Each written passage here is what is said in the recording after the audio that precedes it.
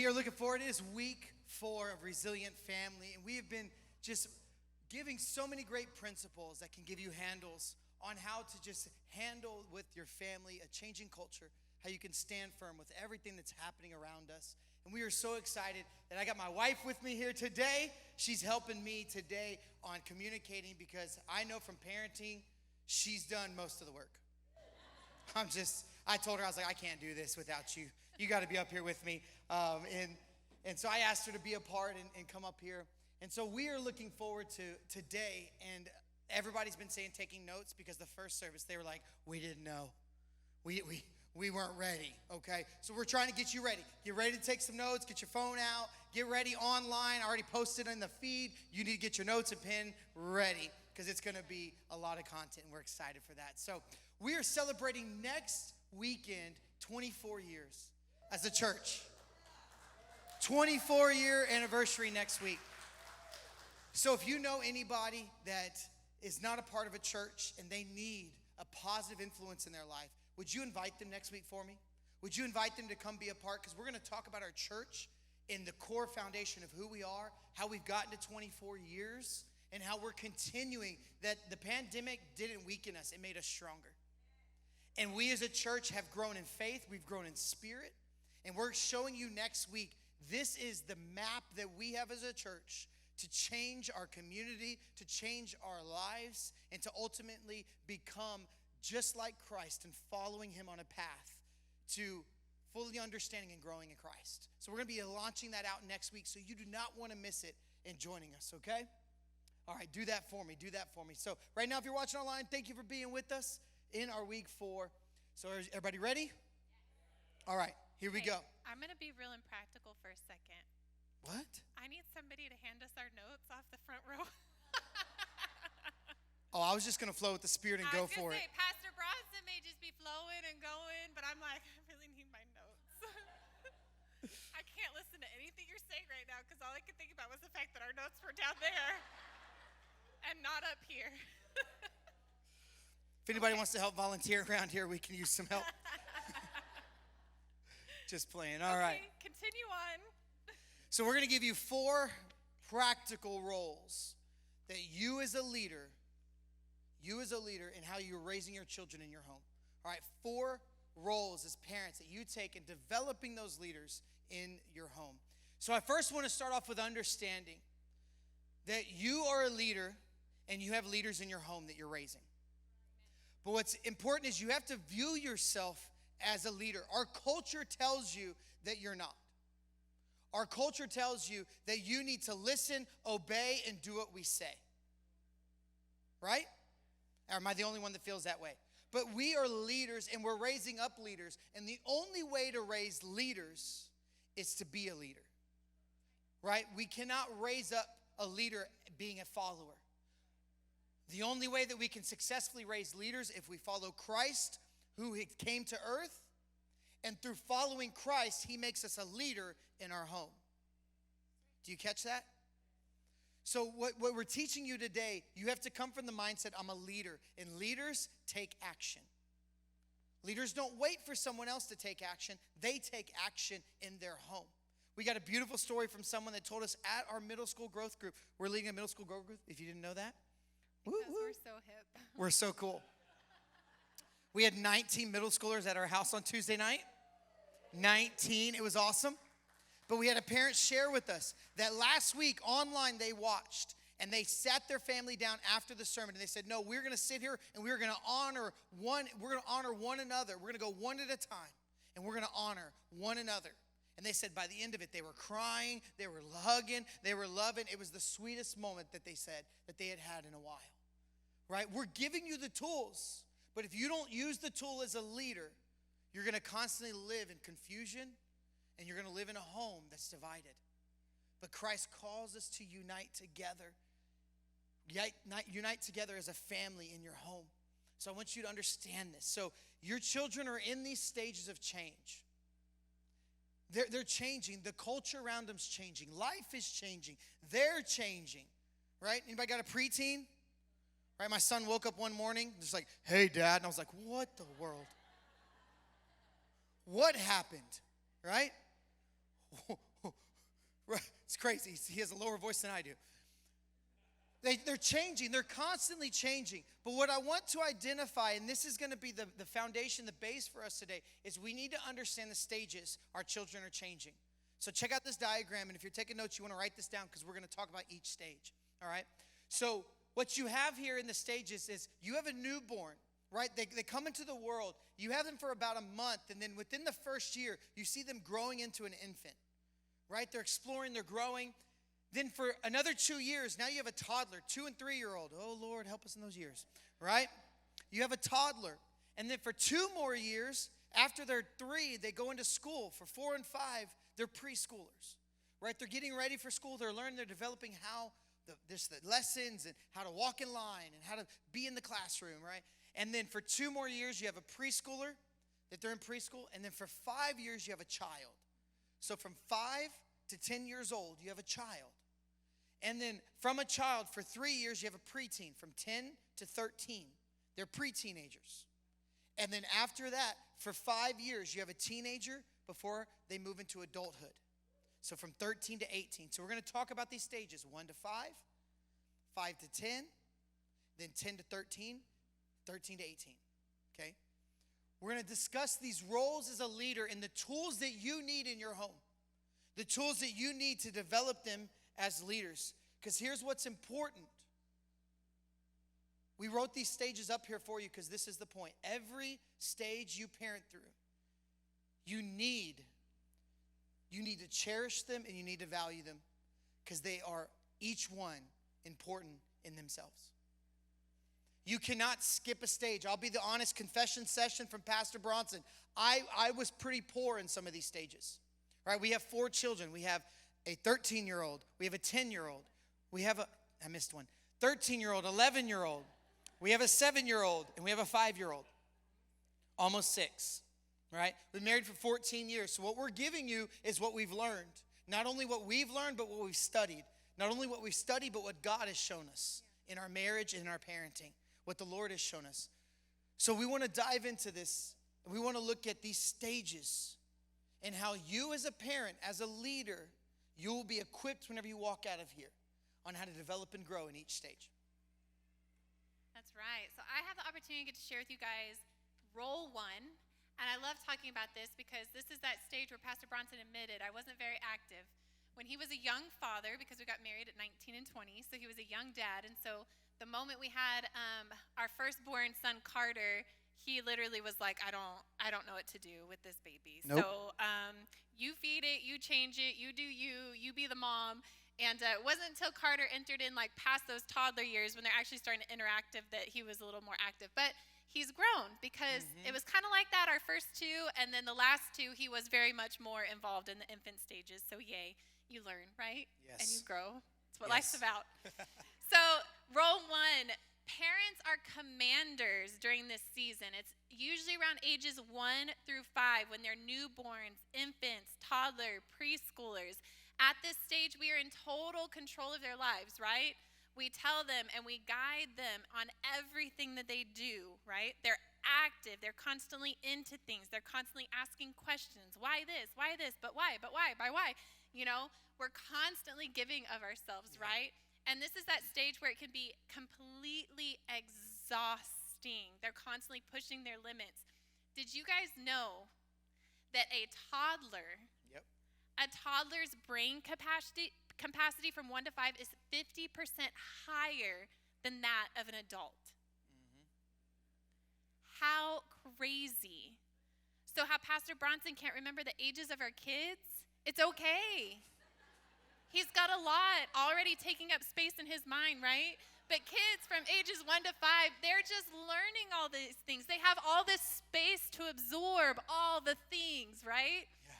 So for us as parents, it can be exhausting because we're like, I don't know what I did yesterday. Hold on. And they're just like, boom, boom, boom, go, go, go. And so when they're in this phase, like I said, we can get exhausted, we can get tired, we can constantly be in question of, am I doing a good enough job? Am I disciplining properly, right? We're constantly questioning ourselves. Let me encourage you, do not sweat the small stuff. Yeah. Amen? Yeah. The sooner you can teach your kids to put a Pop-Tart in the toaster, push it down, and eat it when it comes out. When you can teach them how to pour their own drink for dinner, the sooner you can implement all of these things. Hey, you may have some spilt milk, right? Do not sweat the small stuff, okay? So here are the 3 things. These are the big things that you need to focus in on in this age from 1 to 5. Number 1, these are the things that we discipline for and that we do not tolerate. 1, disobedience. Disobedience. Number 2, dishonor. We talked about the importance of honor last week. Number 3 is disrespect. These are the big things in this age range, okay, that we focus in, we zero in on, okay? 0 tolerance. These are the things that we should be directing them in and teaching them in, but don't sweat the small stuff, parents, okay?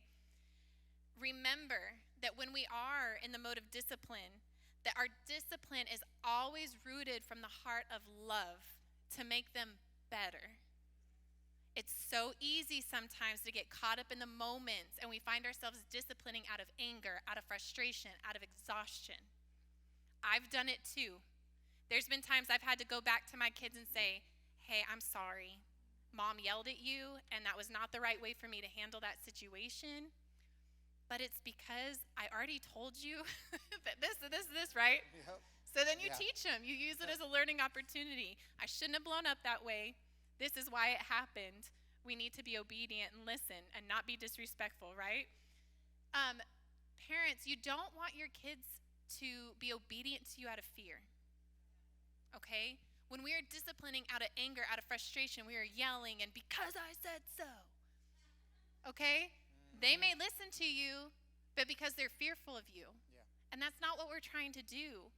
I learned a long time ago, I want my children to be obedient out of love and respect. Yeah. Out of the love and respect for me and the love and respect for themselves and ultimately love and respect for their Heavenly Father. Yeah, that's right. Right? Yeah. So just remember that. And I'm going to encourage you in Proverbs 23, 13 through 14. It says, do not withhold discipline from a child.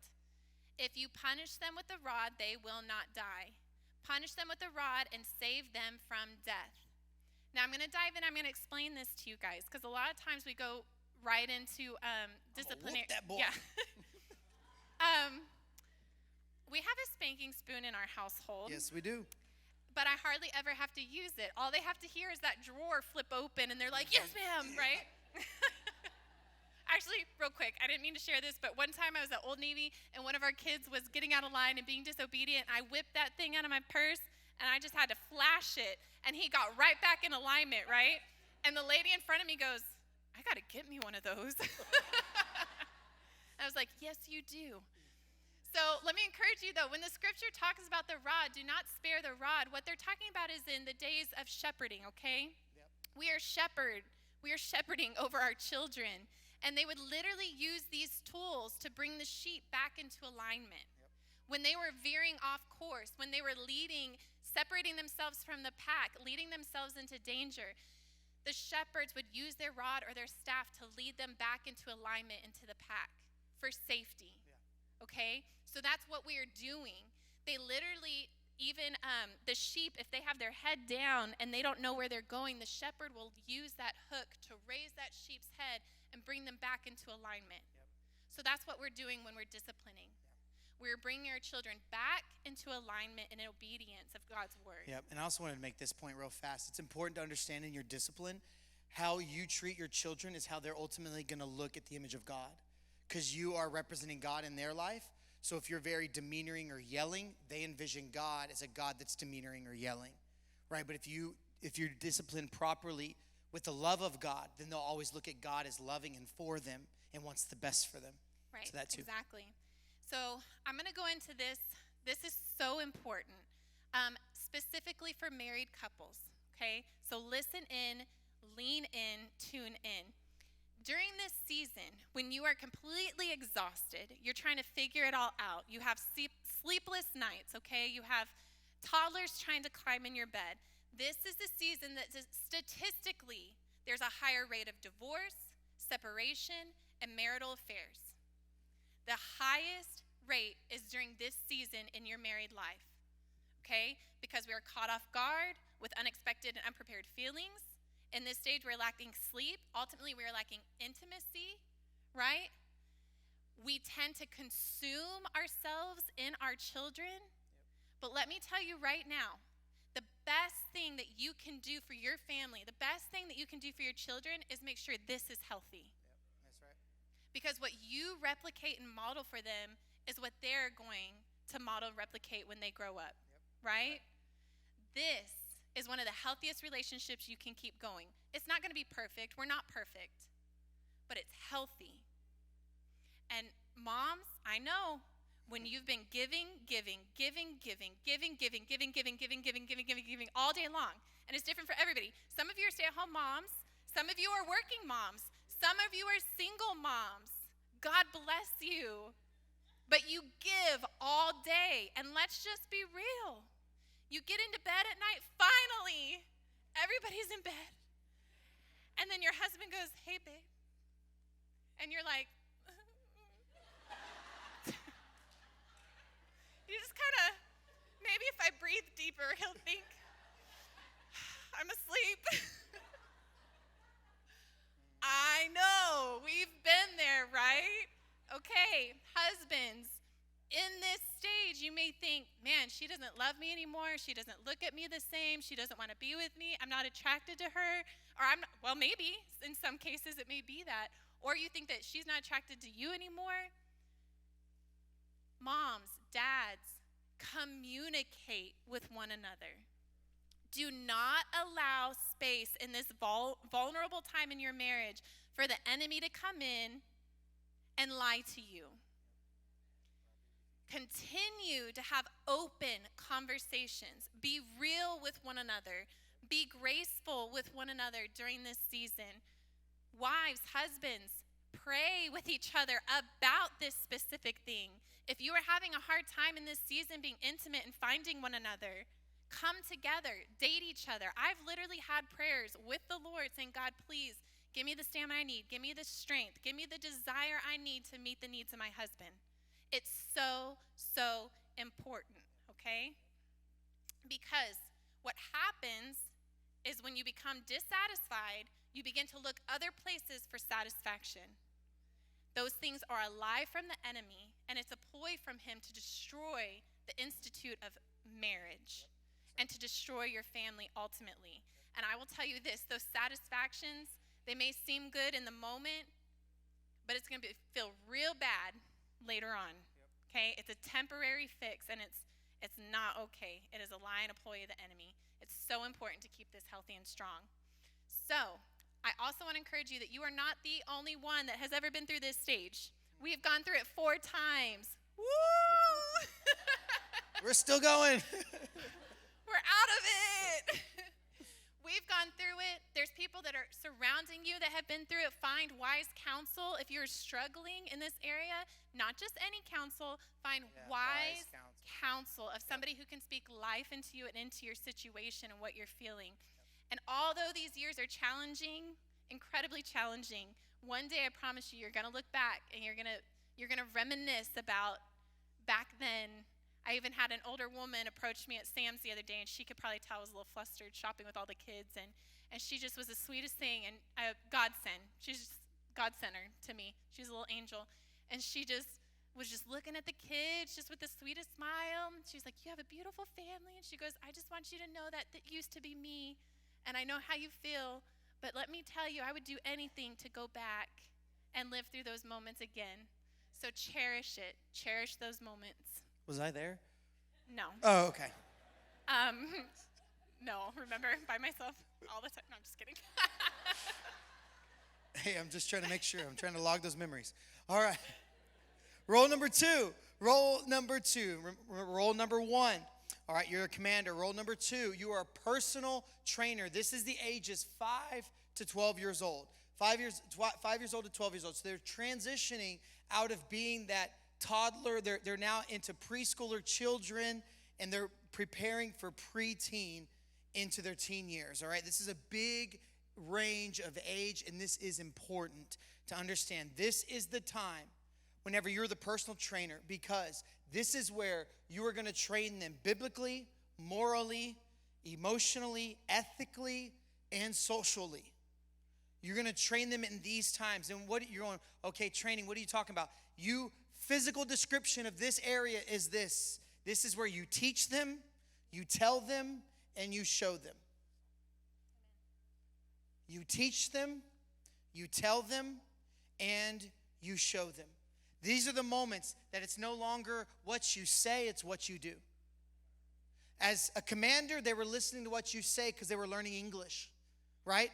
They hit 5 years old, they think they knew the whole vocabulary and every book in the dictionary, right? So now they stop listening, and it's now what you model. Right there, you are now the personal trainer. In Matthew 11:29, the Message translation of the Bible, it says it this way. It says, "Walk with me and work with me. Watch how I do it. Learn the unforced rhythms of grace. I won't lay anything heavy or ill-fitting on you." This is crucial because Jesus was explaining to his disciples. He was telling them, follow me, watch me, see how I speak to people, see how I pray, see how I live. Live this way. You will not receive something on you that's too heavy or that you can't understand. But walk and let me show you. This is what God, and what we learned last week. We are the image of Christ. And in this age, if you have a child, how many of you have a child in this age? 5 to 12. 5 to 12, where are you at? This is the age that they're now watching. And you're training them. You're teaching them. Right? If you want to take this note down, the most effective way to teach our children is through our daily lifestyle. Notice, not at your good times, not at your bad times, daily. When you wake up, they're already watching. Whenever you're making breakfast, they're already watching. Right? Whenever you're getting dressed and trying to get out the door to work, they're already watching. How you're treating mom, how mom you're treating dad, how dad you're getting ready, and are you even paying attention? Right? Who's helping get the last minute spelling words down? Right? Who's helping to make sure the day is going to be set and ready to go? They're watching. They're listening. Who's in control? Who's setting the environment? So what's so important to understand as a personal trainer is you are the most important person at this time and stage. What? That sounds selfish, Pastor. Why are you the most important? Because they're watching you. They're modeling you. They're following you. They want to be you. Right? So if you're not focused in on, okay, how am I acting? What am I saying? Am I treating well? Am I reading my word? Am I going to church? They're listening to you. They're following you. So this stage is where you need to really shape up. It's not whenever they're adults that you get your life together. It's not whenever they're born that you get your life together. Yes, it's important. But at this stage is where they're beginning to walk like you, talk like you, and act like you.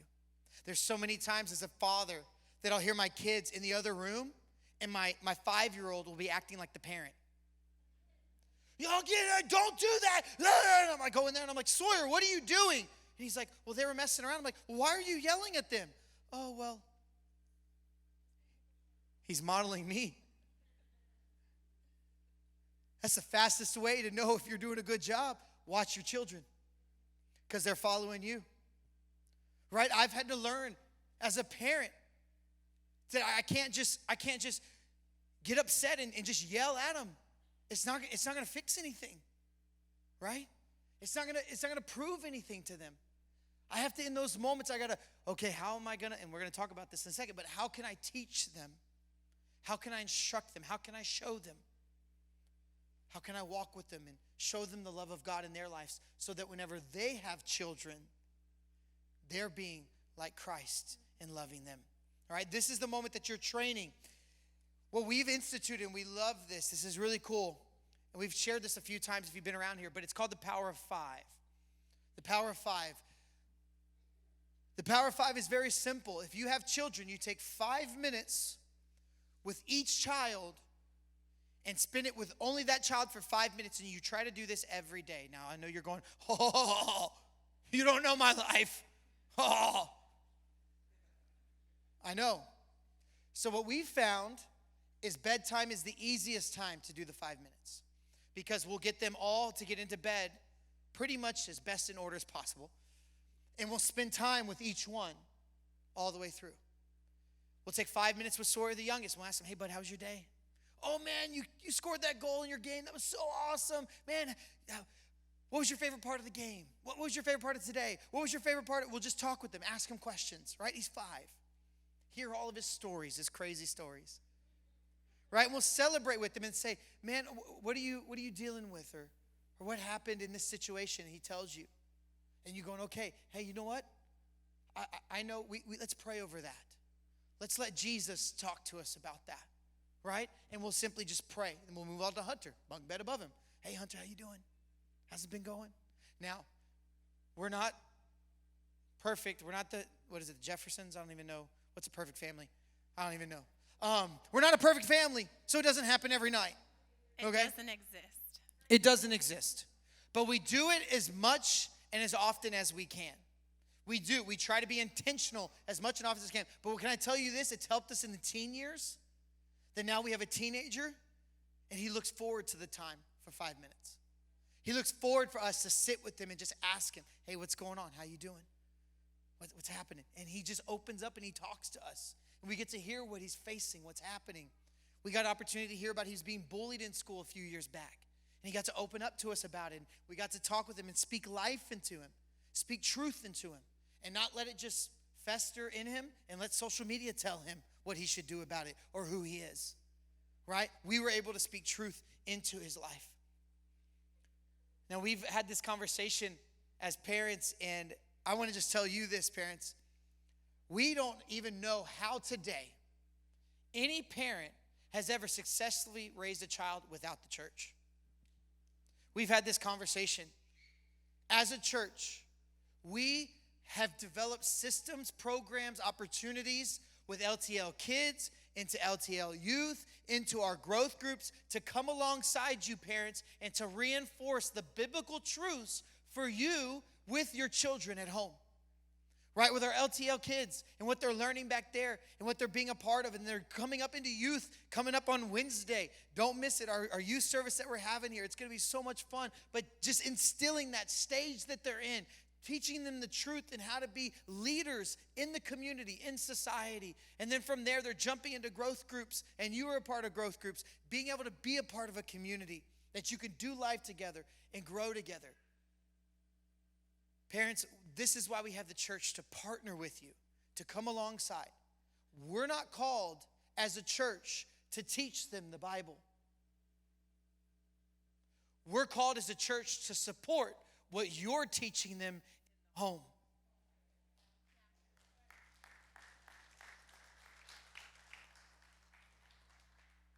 I want you to understand that as a church, we are not their Savior. Some of you need to catch this because you're using the church as their Savior, hoping the church is going to fix them. We are not their Savior. Jesus Christ, who you are supposed to be representing in the home, is their Savior, that they will be introduced through you, and through you, the church is the institution that comes alongside and says, this is who Jesus is that you've been taught. This is who Jesus is that you have learned and been introduced to. And this is who Jesus is that you can serve and be a part of. So go home and study with your family. Go home and breed with your parents. Go home and live a life you were created to live in your home with your family. That is what the church is here to do, is to reinforce within your family the biblical truths of Christ. So role number 3. Amen. Role number 3. Okay, this is the role where we transform into counselors. This is the ages from 12 to 18, the teen years, transitioning out of preteen, going into teenager. This is a role that we are coming into. And so I want to encourage you as parents, anybody that's ventured into a role, and we're going to talk about this later on, but you have the tools you need. You have the guidance of the Bible, the Holy Spirit. You've got God on your side, okay? So let me encourage you in this, though. This is that stage where maybe you got it all right, okay, in the first 2 stages. Maybe you did, maybe you didn't. Whether you got it wrong or right, the teen years can be critical, okay? Yeah. They can either be absolutely awful and bring destruction in your household, or they can be wonderful, okay? Yeah. Even if you got it all right, sometimes these are just I'm not going to claim it for you or your teens, but sometimes these can be those rebellious years, right? But how do we get through that, all right? As the role of the counselor, this is the period of time where our mindset as a parent should be that we are preparing them for adulthood. Yeah. Okay? This is the age where they're going to start wanting to stretch out those boundaries a little bit. They want some more freedom. They're like the racehorse at the gate, just ready to go. And us as parents in this season, we're questioning, like, how much freedom do I give them? How much is too much? How much is too little? And I want to encourage you that the feelings that they're having of independence, it's good. Yeah. It's healthy, okay? It's the way that God designed it. So it's not that time where we completely let go of the reins, but it's not that time where we completely keep them tight either. But how do we figure that out? How much freedom do we give, okay? A teen's decision-making skills determines the amount of freedom they get. Mm-hmm. How well does your teen make decisions? Yeah. Are they in a place in their maturity level where you trust them and you're confident that if you allow them to go to so-and-so's house, that they're going to make the right decisions? Have you given them that freedom? Have they taken advantage of that freedom? And so now you're having to bring the reins in a little bit, okay? So the way you're going to do that is also through having constant conversations with your teens. Hey, Mom, there's this party. I want to be out till midnight. Is that okay? Instead of it just being a solid no, because I said so. Guide them through it. Yeah. Well, whose house is it at? Okay. Well, does this person, what do they believe in? Yeah, do they love parents? Jesus? Yeah. Like, fill it out. Like, who is this person? Who's Are there going to be there? parents there? Why do you think you should be out until midnight? Do you think you can handle that? And you're guiding them. You're counseling them, okay? I want to share a story with you guys. It was a very big, proud moment for me, mom moment, when our middle schooler comes home and says he has a girlfriend. Okay, well, who is this girl? Okay. And everything inside of me was like, you're too little. You don't need to have a girlfriend. That's not important. But we also have to remember the things that are important to our teens, even though we may not see them as important, it's what is important in their lives in the moment. Yeah. And so instead of completely crushing down what's important to them, we need to remember that we were there one day at some point too, right? So instead of telling him, you don't need a girlfriend, you need to break up with her, I just started asking him questions about her. What's her favorite color? I don't know. What's her last name? I don't know. Right? They really don't know. But what we establish now in teaching them about relationships is how they're going to treat relationships with their older. Yep. So just because he's in middle school doesn't mean that I don't need to have a conversation with him about what the Bible says about being unequally yoked. Because the important question was, does she love Jesus? Yeah. Does she know Jesus? Does she have a relationship with Jesus? Does her family, are they a part of a church community? And when the answer was no, all I had to do was show him what God's word says about being unequally yoked. And that's when you're in a relationship with someone who does not have the same belief system as you. The morals, the values. Okay, Carter, so let's just hypothetically say that you guys grow in this relationship and you end up getting married. It happens. My brother and sister-in-law, they met in middle school and they're married. How are you going to raise your children if you're a house divided? Yeah. And I just encouraged him in it. And instead of telling him that he needed to break up with her, I said, hey, pray about it. I want you to go into prayer. Ask God, hey, do I need to be in this relationship? Is this somebody I need to be with? Is this somebody I need to spend time on or waste my time on? Yeah. And I left it. And what do you know? A couple days later, he hops in the car and he was like, hey, I broke up with her today. And I said, and everything's inside me like, right? But I kept my composure. And I said, oh, really? Okay, well, what made you come to that decision? well, I listened, Mom, and I prayed, and I just didn't have peace about it. And I just knew it wasn't, the relationship that I needed to be in. High five behind our backs. Yeah. Thank you, Jesus.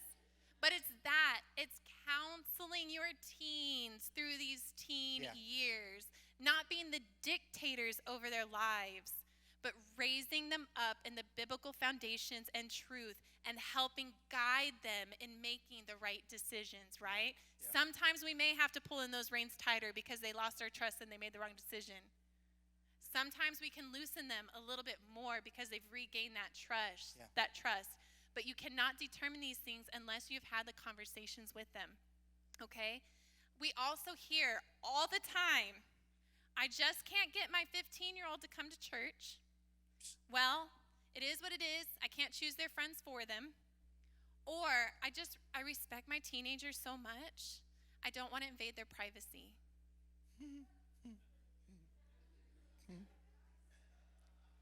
Okay.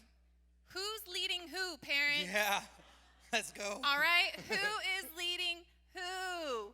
Do not forget your job. You have lost sight of your responsibility. Yeah. It is your responsibility to get up in their business, okay? Yeah. Who owns that cell phone? Who owns that laptop?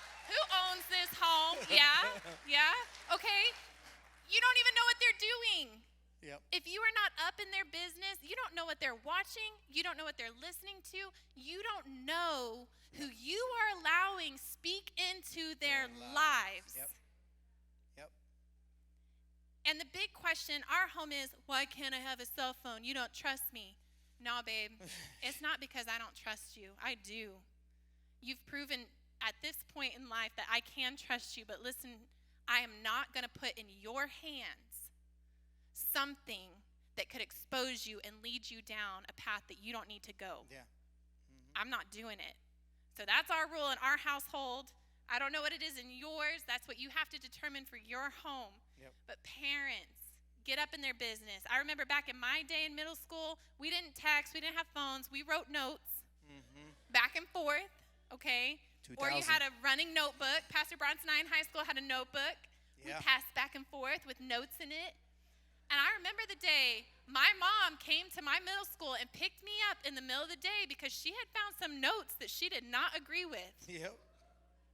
But if she had not been up in my business, where would I be today? Thank you, Mom. If you're watching, I love you. Teens, you'll understand one day, because one day you will be a parent. Yeah. And us as parents, we have to remember that their future falls on how well we protect, love, and guide them. Yes. Amen? That's right. That's right. She always gets the clap. I told you, that's why it's her. I'm just here to support. The last stage, role number 4. This is parents, you are now the consultants. This is 18 to adulthood. This is so important. I love this stage. We became young parents dreaming of this stage of this is the time and the moment that you are releasing them into God's calling. Amen. You're releasing them. I didn't get any amen on that one. I said amen. Because I hope you're taking notes because you need to write this down. All right. You are releasing them into God's calling. Amen. This is not your calling. This is not your life you're releasing them into.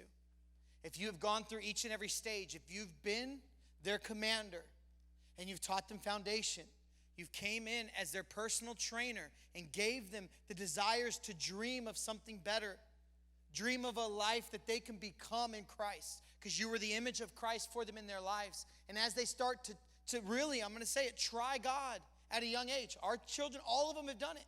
They all have done it. That they are, our son Hunter, our 8-year-old, right, he's 8. Our 8-year-old. In December. He's already saying, I want to be a pastor. I want to preach. I want to teach at 8 years old because we've just been mirroring to him the heart of God. We didn't tell him to become a pastor. We just mirrored it for him. We're just loving on God and seeing them that they're now reflecting. So in this stage, you release them into who God has called them to be. I'm not saying that every child is going to be a pastor or a leader in a church or anything like that. No, but you release them into being the image of Christ, into the skill or the workforce that they go into. That they're not being influenced by their culture around them, but they are influencers. They're the leaders. They're the ones that change the atmosphere wherever they go. They don't let the atmosphere change them. So you release them into that. You see them flourish. This is also where you reap what you've sown. What do I mean by this? This means for 2 decades, you've been slaving, exhausted, tired, pushing, fighting against culture to change your children and keep them on alignment with Christ. Whenever you release them, this is the moment that you become their friend. This is the moment. Can I speak some truth now?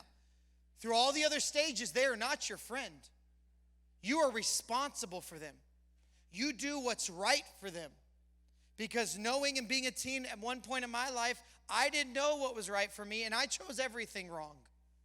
But my parents always knew what was right for me. And they would always help me and teach me and guide me on that path.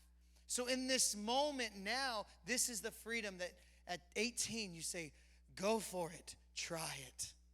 Just don't call me after 10, right? These are the moments that you get to sit back and just thank God. Thank God for the blessings of them being toddlers. Thank God for them winning their first medal. Right, this is where you get to thank God for every stage that you get to sit back and remember. Technology now brings it up in your feed. But this is the stage that I want to take a moment real fast. I want you to do an exercise with me. Okay, close your eyes with me real fast. If you have a child under the age of 18, can you envision them at 18 to 20 years old? What do they look like? How are they dressed? If this is how you want them, what do you want them to look like? How's their character? How do they treat people? What relationships are they in? What kind of friends do they have? What are they saying they're going to do with their life? Is your child confident? Do they carry themselves with a level of honor and confidence within their heart of who they are and their image? Okay, now think about it. Who would God want them to be? What would God want them to carry themselves, to act, to talk, to walk in the community? Okay, you can open your eyes. See, the moments that we're talking about, whenever you envision your children there, these are the days that you begin to teach them now for the vision that God has for them whenever they're 18 and 20. These are the moments. So whenever they get to 18 and you're releasing them, you're not trying to go, wait, I'm sorry, I messed up all those years. I'm sorry. Oh, just stay for a little bit longer. Maybe through college, just stay and maybe I can get it right. It's too late. It's too late on your own power. But there's nothing too late for our God and through the Holy Spirit that can restore those years. So if you're in the room here and you've got an 18-plus-year-old and you felt like you failed, I'm telling you today that the God we serve, He doesn't give up on you. He doesn't give up on your children. He doesn't give up on your relationship that you have in every single stage. I'm a product of that.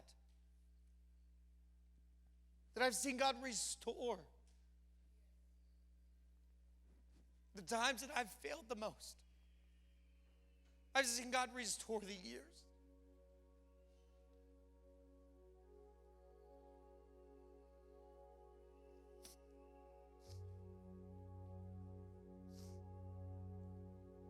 And what I want to encourage you with today is to be a resilient family. To get it right. If I could paint this whole sermon for you. To get it right is to know the Spirit of God and be so in tune with the Holy Spirit. for the moments that I begin to mess up, for the moments that I fall short. We come together in prayer. We come together and we pray. And a lot of times, Kristen's praying for me. And in those moments, if you allow the Holy Spirit, He will speak to you and He'll guide you and He'll help you to have the words to say. The times to go back to your children and say, hey, you know what? I messed up. I really messed up there. Those moments and those times where you maybe did not do a good job at training them in something, and you see that they react to something and you're going, oh, shoot. God, that was me. God, every moment that I've seen that in my life, I've gone back to Christ and said, God, please erase their memory and let them find you. Lord, teach them your characteristics and because I messed up. And I've seen how God has just restored that. I've heard so many families in this church that have said, I've learned this way too late in life. And all of a sudden, I've got kids out there in the world, and they're lost, and I don't know what to do. And I just simply tell them, no, stay firm in your faith. Stay prayed up in the Holy Spirit, and let God do the work within them. He will call that child back home. He will lead them back into the place to be restored back to Him, and you'll see your relationship get restored back to your health and your love and grace, and He'll restore that for you. Amen, Debbie, you know it. There's many people that have done this. And so I want to give you hope in this moment. It's not over. It's not done. The story of their life is not completely written. For there's still a chance for Christ who's writing it for them if they just choose Him. But can I encourage you that you still have influence? You still have the power to influence. If you're a grandparent in the room, if you're retired from parenting in the room, don't know what stage you're in, can I tell you that God establishes our wise people to still be spiritual mentors, to still be part of that consultant in those families. So you're not done. Your years were not a waste. Pray for God to give you the opportunity to speak, to open the door, for you to not only care for your own, but also to care for the young people that are in this church community that need you, that maybe don't have parents that know this, that don't have parents that were raised up in faith, that don't have parents that follow the Holy Spirit. But through Live the Life, we train you in these things, and we introduce you to a life that you can experience a life change through Jesus Christ, that you can influence them. So we're going to pray here in a minute, and if that's you and you're saying, hey, I need to restore. I need to restore my family. I need to restore my life.